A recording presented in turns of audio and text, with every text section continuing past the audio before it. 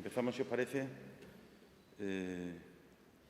Bueno, como sabéis, ayer hubo reunión de la Conferencia Sectorial de Agricultura, donde se presentó el documento de consenso respecto de la política agraria comunitaria, documento que tendrá que seguir siendo ahora, a lo largo de este año, trabajado, sobre todo en la parte que tiene que ver con los ecoesquemas, como ya se han hecho eco determinados medios, pero no queríamos dejar de manifestar nuestra satisfacción porque para Extremadura es muy importante ver reflejado lo que ayer tuvimos la oportunidad de ver reflejado en el documento, ¿no?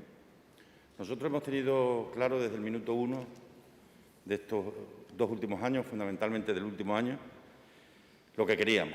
Era básicamente impulsar los cultivos sociales, potenciar la figura de los pequeños agricultores y la incorporación de mujeres y jóvenes al campo. Porque además sabemos que si hay una manera segura de luchar contra la despoblación, de fijar población, de trabajar por el reto demográfico, es una buena política agraria comunitaria, ¿no? Que sea una PAC justa y, sobre todo, que sea una PAC adaptada a la sociedad del siglo XXI en el que nos encontramos, ¿no? Obviamente hay que destacar que para llegar a este documento ha habido que pasar filtros del que hemos sido testigos a través de los 27 países y el trabajo desarrollado en la conferencia sectorial de todas y cada una de las autonomías, ¿no? Yo creo que se ha llegado a un documento de consenso gracias al objetivo común de ser justos con la gente del campo. Eso que yo decía durante la pandemia, el mundo urbano descubrió a esa otra España rural que es la que le da de comer y de pronto esto adquiere toda su dimensión porque esto viene a plantear cómo será la España de los próximos años en el ámbito de todos esos que durante la pandemia nos descubrieron lo importante que era lo que estaban haciendo, ¿no? Creo que es un éxito para todo el campo extremeño. A ellos, sin duda, y por ello, obviamente, nos alegramos. Destaco 8 aspectos que creo que son especialmente importantes. El primero de ellos son las cifras, que vosotros tanto gustan y tanto necesitáis, que son entre un 75 y un 80% de los 47.000 perceptores extremeños de la política agraria comunitaria van a cobrar más a partir de la solicitud única de 2023. Y esto es mucho poco regular comparado con el periodo anterior. Pues en el periodo anterior, cuando se aprobó la PAC actualmente vigente, este 75 u 80 de horas era escasamente un 20, apenas un 20% de los preceptores salieron ganando, ¿no? En segundo lugar, y también especialmente importante para nosotros, ¿no?, porque ha sido objeto de mucho trabajo discreto y callado a lo largo de los últimos años, se ha incluido el modelo de regionalización a la comarca de la Vera, por sus características socioeconómicas. Es decir, sabíamos que la reducción que iba en el paquete de la nueva PAC en cuanto a regiones ponía y hacía peligrar la pervivencia de esa región, a la que llamamos comarca de la Vera, pero que sabemos que abarca a toda la zona del noreste de Cáceres. Yo quiero en esto agradecer especialmente al Ministerio de Agricultura su trabajo. Hoy que teníamos en el Parlamento el debate sobre si tenemos o no tenemos ministros nacidos aquí, lo importante no es que hayan nacido aquí, lo importante es que trabajen como si hubieran nacido aquí, para hacer posible que las preocupaciones puedan ser resueltas. Y esta, obviamente, era uno de los principales problemas que hemos tenido a lo largo de los últimos años, ¿no? Porque además es un sector con el que estamos trabajando de cara a su complementariedad en el futuro, de cara a que haya un nuevo campo en el que poder trabajar, que es la utilización, como ya ocurre en la fábrica Natac que ha abierto en Hervás, de productos del campo para el desarrollo, por ejemplo, de productos sintéticos, farmacológicos, cosméticos, etcétera, etcétera, ¿no? Yo creo que ahí se nos está abriendo la luz en un escenario que quiero recordar hace 8 o 10 años en que nadie daba un duro por el cultivo preferente que hay en aquella comarca. Hoy no solo es una realidad, sino que con esta nueva PAC creo que recibe un espaldarazo importante. En tercer lugar, destaca la regionalización del regadío que fusiona la comarca de Trujillo, Miajadas, Don Benito y Vegas Bajas, conservando los importes de la más alta, que era la de Don Benito, y siendo la segunda a nivel nacional de mayor importe después de la comarca de la Vera. Cuarto, Extremadura alberga algunas de las mayores industrias del sector de la transformación del tomate del mercado español, y en cuanto a arroz somos la segunda región productora. Ambos cultivos, les recuerdo que son importantes cultivos sociales porque potencian el empleo y, por ende, fijan, como decía antes, el territorio. Estos dos cultivos claves en la región, el tomate y el arroz, tendrán incrementos del 48,39% y del 18,73% respectivamente en las ayudas asociadas. Crecimientos muy significativos. En quinto lugar, se mantienen además las ayudas asociadas a la ganadería, afectando de manera muy positiva a sectores como el vacuno de carne, y se incrementa en el 18,95% las ayudas al ovino y al caprino. En este sentido, recordemos que Extremadura es la primera región productora de ovino en España. Sexto, otro aspecto importante que se ha defendido desde la Junta de Extremadura es el pago redistributivo. Se disminuye una parte pequeña a todos los agricultores de una región y se da un pago a las primeras hectáreas.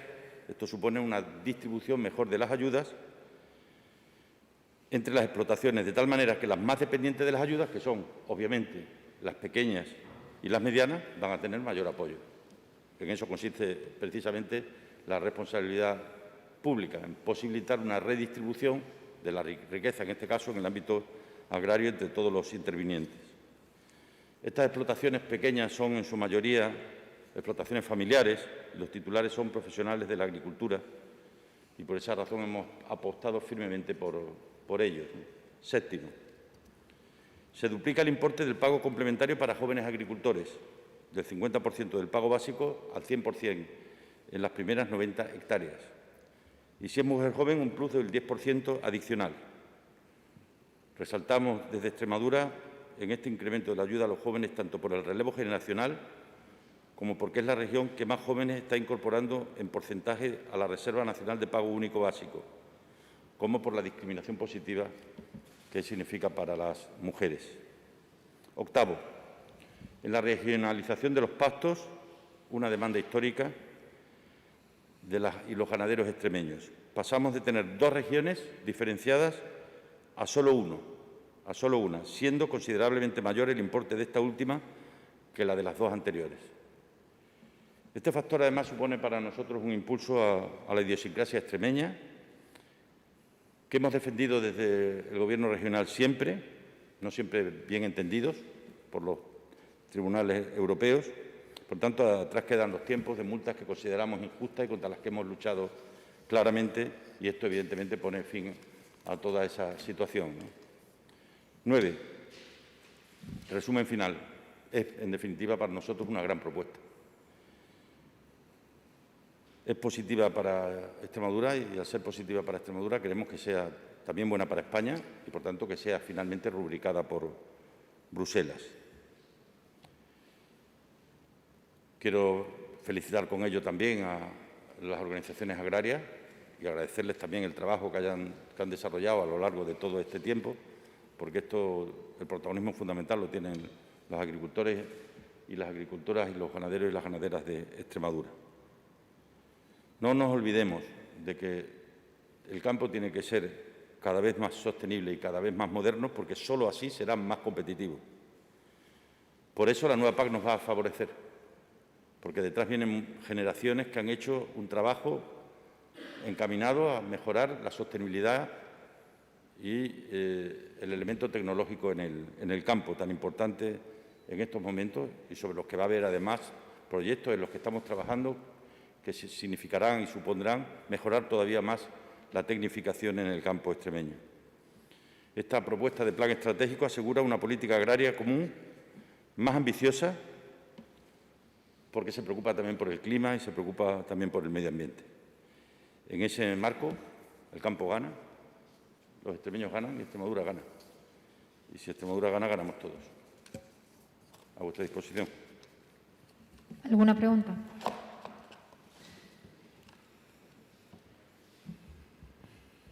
Hola, buenos días. Ya sé que el día 21 de julio empiezan ya, digamos, las reuniones técnicas ya para ir afinando la propuesta de la próxima sectorial en otoño. No sé si ayer sobre la mesa se puso, en cuanto a las ayudas desacopladas, que hubiera hipotéticas o futuras ayudas a la fruta. El sector frutícola extremeño ayer lo reivindicó. No sé si se trata de ese aspecto en la exposición de motivos que iría a Extremadura.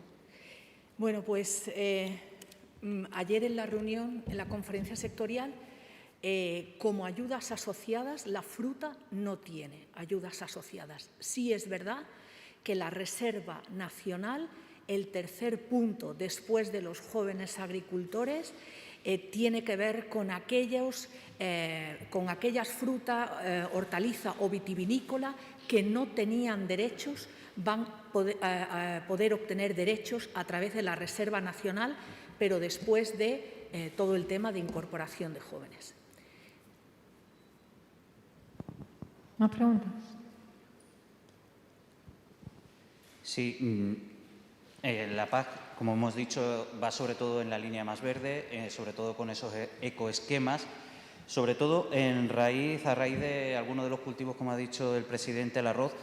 Cada vez los agricultores tienen más problemas con esas curas, con esos productos que se pueden utilizar para su desarrollo. Me gustaría saber, en ese sentido, si esto se ha aclarado algo, porque, lógicamente, una parte importante de estas ayudas van a ir relacionados con los ecoesquemas y con esos productos verdes, por decirlo de alguna manera. Bueno, pues el 23% está vinculado al primer pilar de los ecoesquemas y el 2% del segundo pilar, dentro de nuestras ayudas agroambientales, cuando nuestra ambición medioambiental supera el 30% del programa de desarrollo rural. La primera reunión de trabajo de los ecoesquemas se va a producir el miércoles 21 de julio, reuniones técnicas donde se va a definir todo el modelo de ecoesquemas para toda la agricultura, independientemente de las regiones agronómicas donde se encuentren.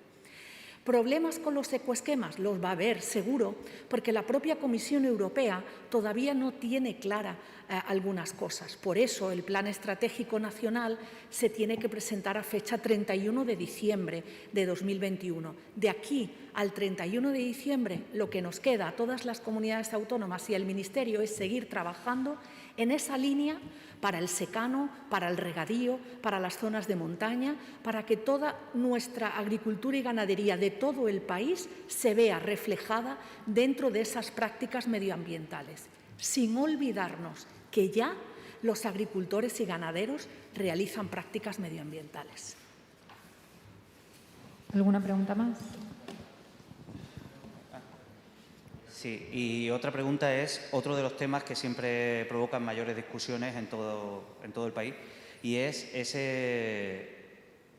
explicación de agricultor a tiempo completo, no a tiempo completo. Siempre es un tema que está ahí candente entre todas las regiones. Me gustaría saber si eso se ha aclarado ya negro sobre blanco. Totalmente aclarado. Está en el documento que ayer se trató en la conferencia sectorial.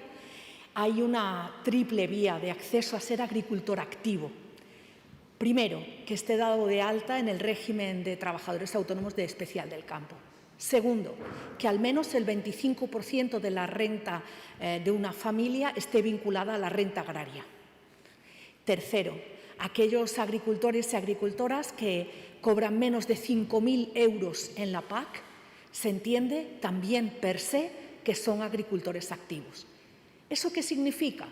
Pues que había muchas comunidades autónomas, entre ellas Extremadura, y que por eso lo pidió, que tenemos agricultores a tiempo parcial en los pueblos pequeños y que hacen unos servicios medioambientales fundamentales.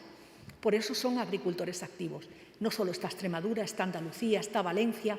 En Extremadura son 10.000 familias que cobran menos de 5.000 euros y que, por supuesto, son agricultores activos.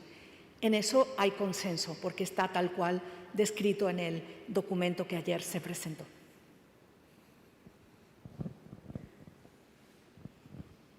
Hola, buenos días. Yo quería preguntarle al presidente unos asuntos relacionados con la pandemia. En primer lugar, me gustaría preguntarle qué ocurre con esos 46.000 extremeños que viven en 9 pueblos que están cerrados perimetralmente ahora mismo, y qué ocurre con los que tengan contratadas vacaciones, viajes, pisos fuera. Imagino que eso no es un motivo justificado para salir, o sí, no lo sé. En caso de que no, si se valora algún tipo de compensación para ellos. Y luego, en clave nacional, presidente, me gustaría que nos valorara la decisión del Tribunal Constitucional sobre el confinamiento durante el estado de alarma y si le parece que los toques de queda pueden ayudar a frenar el avance del virus y si lo ve viable en este momento. Dos cuestiones. En primer lugar, en lo que tiene que ver con la primera pregunta que hacía. Mañana he convocado un Consejo de Gobierno, porque ayer en el Consejo de Gobierno obviamente se pusieron encima de la mesa una parte importante de nuevas reflexiones de casos que no se daban en invierno, que se dan ahora con toda claridad, y este tipo de casos de los que tú comentabas, de los que usted comentaba. Y yo creo que la respuesta está en el sentido común. Es decir, personas que estén vacunadas, personas que tengan las 2 dosis puestas, que hayan acompañado de menores. Es decir, yo creo que la casuística es muy variada, pero tenemos que entender para qué hacemos la perimetración de esos pueblos. No hacemos para hacer la vida imposible a la gente, lo hacemos para evitar la propagación del virus. Luego, en aquellos casos que tengamos o que veamos que se pueden dar suficientes garantías porque la gente ya está o tiene la protección, no se trata tan solo por proteger a los que conviven en el pueblo, sino por proteger al resto de España con la movilidad que se produce. No nos engañemos. El gran factor que ha provocado el crecimiento de la pandemia en España en estas últimas semanas fue la finalización de la educación presencial, tanto en los colegios, en los institutos como en la universidad. Es decir, la vida esa rutinaria, organizada que tenemos cuando los chicos van a la escuela o al colegio es lo que se rompió. Entonces, apareció la movilidad interior dentro de nuestro país, dentro de nuestras regiones, dentro de nuestras ciudades, dentro de nuestros pueblos, ¿no? Yo espero que esto mañana tengamos todos los asuntos claros y por eso espero que no le fastidiemos la vida a nadie. No va de esto, al contrario, los tengo muy presentes en mis pensamientos, entre otras cosas porque ayer ya me llamaron muchos de ellos. La suerte que tiene uno cuando tiene tanta gente tu número es que la gente te cuenta el problema de verdad. Oye, es que tenemos mañana a las 12 que tenemos que llegar al apartamento. Oye, que es que tenemos la reserva ya hecha para el sábado a tal hora, ¿no?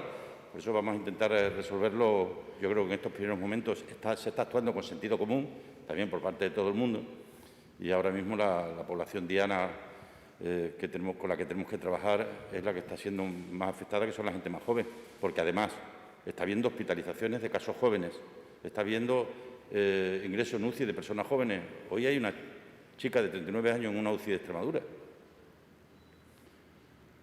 Entonces vamos a ver si somos capaces, como decía ayer el consejero, de entender de qué va esto.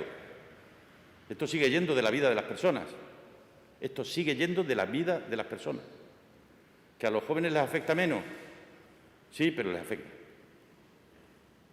Entonces tenemos que ser todos conscientes de que es mucho más complejo de manejar la pandemia en población joven que en población mayor, porque nos encontramos con algunas dificultades a la hora de hacer los rastreos. No digo yo que haya un código de silencio, pero en muchos casos pareciera que lo hubiera. Es decir, mucho más difícil encontrar y hacerles el seguimiento. Y además vamos a iniciar en las próximas semanas una vacunación con autocita, porque también resulta más difícil localizarlos a los chicos. Muchos de ellos cuando en la base de datos del SES no están sus teléfonos, no están los teléfonos móviles actualizados. Por eso vamos a intentar a lo largo del verano utilizar todos los recursos posibles para que cuando vayan pasando las semanas vayamos teniendo vacunada a la mayor parte de la población, ¿no? En ese sentido yo espero tenerlo resuelto.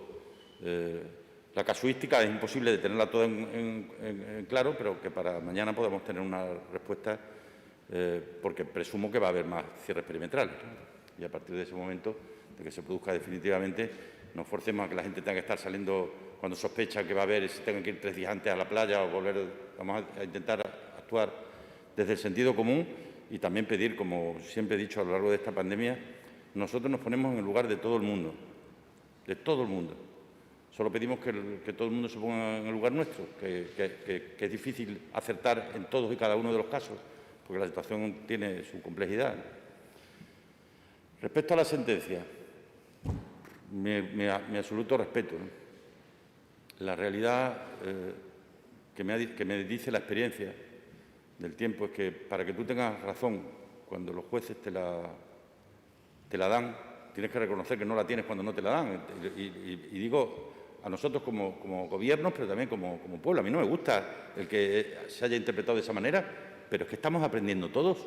¿Cuántas veces habíamos aplicado en España el estado de alarma para una pandemia? Nunca, ¿no? Pues ya sabemos cuando ocurra la próxima vez que tenemos una interpretación de hasta dónde podemos llegar. Pero es que en la pandemia hubo que gobernar sin experiencias previas y sin jurisprudencia y sin sentencias del Constitucional. Hubo que reescribir cada día un camino e inventarnos cada día, en base a los datos técnicos, un camino a seguir. Entonces, lo que quiero que nadie interprete la sentencia como una descalificación de nada. Sencillamente nos indica un camino a seguir en el futuro. Que para eso, y eso es de lo que se trata, ¿no? Estamos hablando de derechos fundamentales y, como tal, nosotros hicimos una Constitución en el que muchas cosas quedarán claras y otras las tiene que interpretar el Tribunal Constitucional, que para eso está. Y nos ha dicho que una parte de las medidas, aquellas que tenían que ver con el confinamiento, habrían necesitado un tratamiento legislativo diferente. Pues lo que creo que nos queda, nos guste más o nos guste menos, es aceptarlo y verlo como una ayuda para las decisiones que tengamos que tomar en el futuro. Termino en ese sentido diciendo, ahora es mucho más difícil que en el invierno lograr que la gente se meta en casa a una determinada hora. Es mucho más difícil. Primero, porque los chicos están de vacaciones. Segundo, por la temperatura. Estamos hablando de temperaturas muy altas y cualquier medida de esas características es mucho más complicado de lograr que se cumpla, ¿no? No obstante, nosotros estamos trabajando, como creo que decía también el consejero ayer, en intentar, siendo fieles al mecanismo del semáforo, que yo creo que es el que nos dimos y es un mecanismo adecuado, pero ser capaces de conjugar dos factores. Uno de ellos es el número de contagiados, la incidencia de contagio en cada una de las localidades, y eso cruzarlo con el número de hospitalizados y con el número de pacientes en UCI. Y de la suma de las dos, ir sacando las decisiones que tengamos que tomar respecto a perimetración, a algunas limitaciones horarias, en función también del número de habitantes, ¿no? Cuanto más grande es una ciudad, más difícil es que el cierre sea efectivo. Obviamente, porque tiene tantas puertas que es imposible ponerle 1000 puertas al campo, ¿no? Pero vamos a ir conjugando estas decisiones y esta semana yo creo que va a quedar todo esto clarificado. También estamos pendientes a ver qué dicen los tribunales en cada uno de los territorios, porque de eso estamos sacando todos conclusiones. Yo creo que ahí el Consejo Interterritorial está haciendo una buena labor, porque nos sirve para saber cuál es el camino que tenemos que seguir en función de la interpretación que cada uno de los tribunales está teniendo.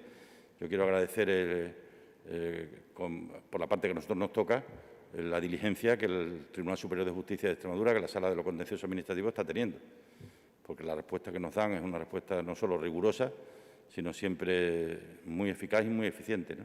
Nos guste más o nos guste menos. Unas veces te gustará todo lo que te dice y otras te gustará menos, pero en definitiva ellos tienen en estos momentos también un importante papel, ¿no?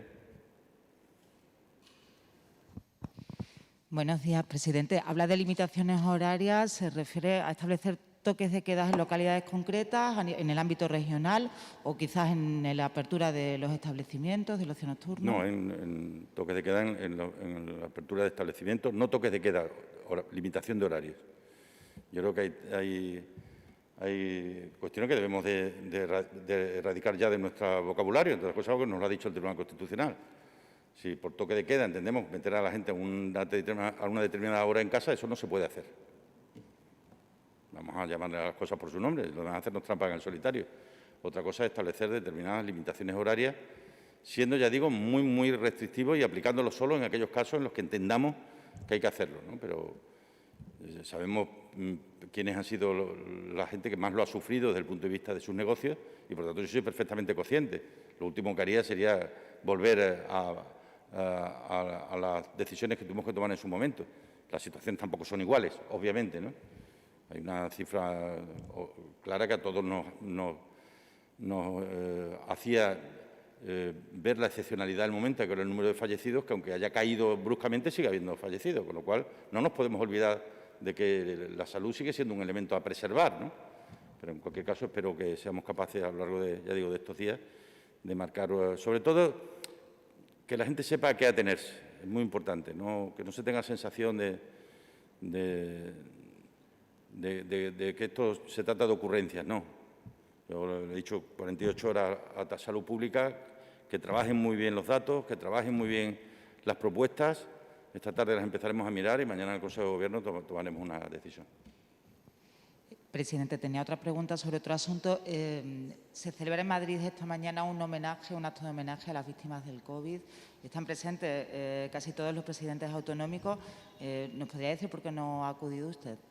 Porque tenemos pleno en la Asamblea y era la sesión de control al Gobierno. Como sabéis, hay un pleno al mes en el que la oposición controla al Gobierno y me parecía necesario respetarlo, ¿no?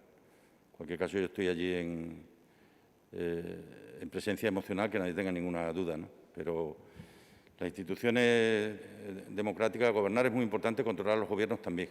Y para mí la sesión de control al Gobierno tiene que ser una causa muy, muy, muy justificada para que no la hagamos, porque además es el último pleno, con lo cual ya no lo podríamos hacer en el siguiente del mes de julio. Y en ese sentido, y esa es la razón, básicamente, no hay otra. Última pregunta. No sé si tiene conocimiento, presidente, de una noticia de última hora. Por lo visto han tenido que desalojar 4 plantas del Hospital Universitario de Badajoz en un incendio. Está controlado, ha sido en una zona de baño con un secador.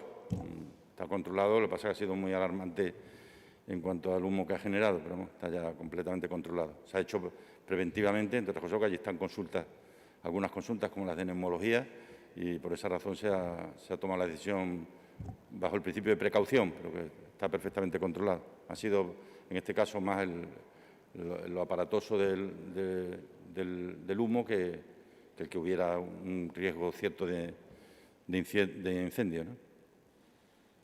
Muchas gracias a todos. Muy bien.